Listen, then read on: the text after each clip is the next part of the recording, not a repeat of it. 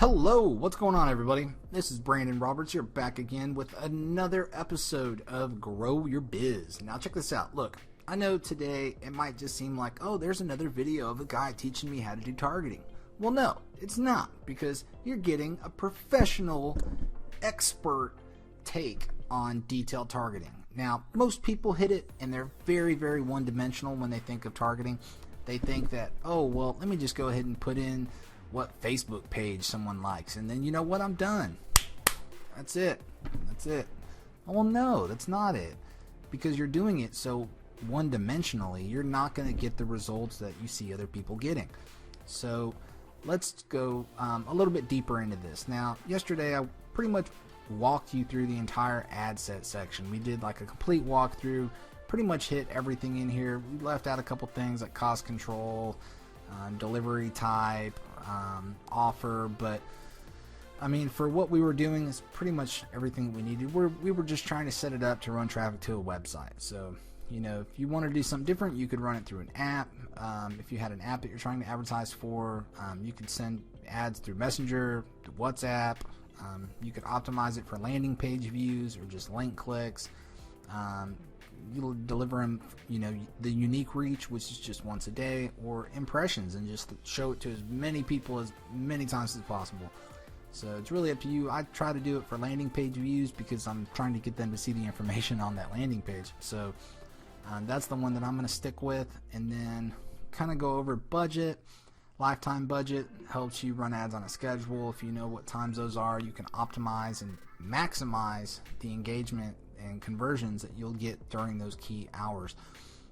Once again, just running through the audience. If you had a saved audience or a lookalike audience, you could use that here.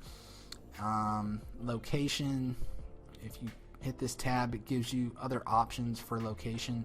So you can do people that only live in this location. You can do everyone who's in the location. People who are recently in this location, or people who are traveling to this location. So it's really up to you. Also, if you hit the tab after you put in your city or state or region, you could do a radius within that exact targeted location. Here we are, age, so the beginning and ending age of people who are going to see your ad. Gender, it's obvious. And then languages. English, we picked English US, but you could also pick English UK, Spanish, Taiwanese, I mean, whatever. It's who you need to get your goals, you know. And then we get to the detailed targeting section. Okay, now this is where things get interesting. So, like I was saying, we don't want to just be that one-dimensional person. So, instead of just going by what Facebook page someone likes, which, I mean, don't get me wrong, it's not a bad thing, but if that's the only way that you're trying to use the detailed targeting tab, you're missing the boat. And here's why. So, you know, let's just use my example. I'm trying to get people to buy an advanced Facebook ads course. So if I'm trying to get people to learn Facebook ads, I'm looking for people who are just starting a business, who are maybe trying to advertise for their small business. Maybe they're small to mid-sized business owners. Usually those type of people would have a business page, and so they would be the admins of that. So that's something I could look up in this area. So business page admin, and bam, so it comes up under behaviors. So business page admins, click that, and then based on all these other options that I have, that's the potential audience reach. So 210,000 people. So I mean, that's quite a bit. That's, to me, that's a little too broad, but if I wanted to narrow it down further, I could. I'll just hit narrow, and then I could have something else that they would have to meet to be able to see the ad. And that's pretty much how this section works. You want to try to dial this down to where you know you're putting your ads in front of the right people. You don't want to, you know, you want to try to minimize waste from ad cost as much as possible. And you always want to try to play with different things to see if they work. So say if I already know that business page admins and digital marketing as an interest works for me, but I was able to grow a lookalike audience out of this from the engagement I got from these two, okay? And then let's say I'd inserted that lookalike audience up here. So I would have clicked that, and then with that lookalike audience active, I could still go back in and refine it even further with more detailed targeting options. Because even if you're using a lookalike audience in the US, yes, those people are already going to be pretty dialed in based on your good work and the core targeting that you had done prior to create that audience. But still having it as the average lookalike audience size in the US is like 1 million. It's at least 1 million people, you know, usually about 2 or 3 million for the size of a lookalike audience in the US.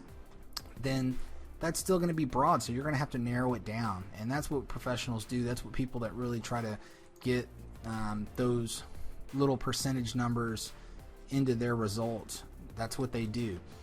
And they try to work around every little thing that they can to narrow and refine the audience. So you're always wanting to play and split test things. And if you're not split testing in your advertising, you're missing out. You're missing the boat. So always try to see what works. If you have something that's working and you're afraid to test, don't be. You know, test something else a little small in there.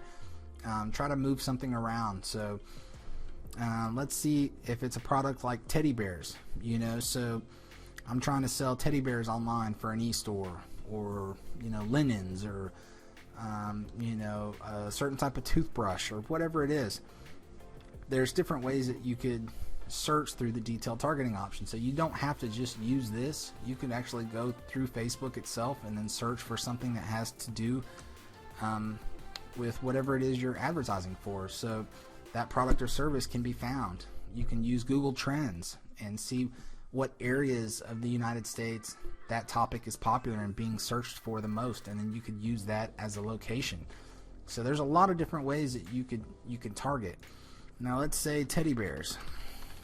Trying to sell teddy bears. So there's an interest in teddy bears, so I could use that. I look over at my fuel gauge, and with all of these options, it's giving me a potential reach of 210,000 people. So that's great.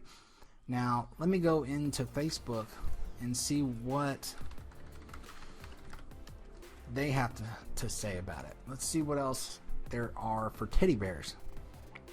So you already see there's a few different pages, some groups, people trying to get rid of them, they're selling them. So yeah, I mean, you could use all this information and just plug it in and see if you can find it. Not every single group or every single Facebook page is going to come up here, but you know, a good bit of them are. There are limitations to what Facebook's algorithm can do. You can look it up by keywords that people have put on their update status. You can do it by things that they've already given to Facebook in their profile. So there's quite a few different ways that you can hit this. And if you can't find anything here, like I said, go to Facebook and search. Google Trends is another good way to do it. There's a couple paid software that you could do to try to help you get in the mind of your customer. And that's really what it's all about, is getting into the mind of your client or your customer and seeing where they would go. Where do they congregate online?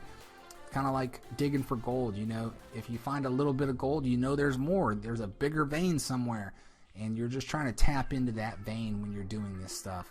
So teddy bears, let's see if they have any stuffed animals. Stuffed toy, you could do that as an interest. Didn't really change anything. Let's see if it does it when we narrow.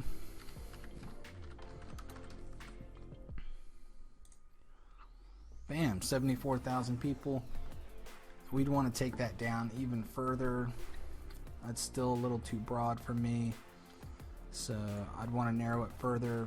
And let's build a bear. Let's see if they have that.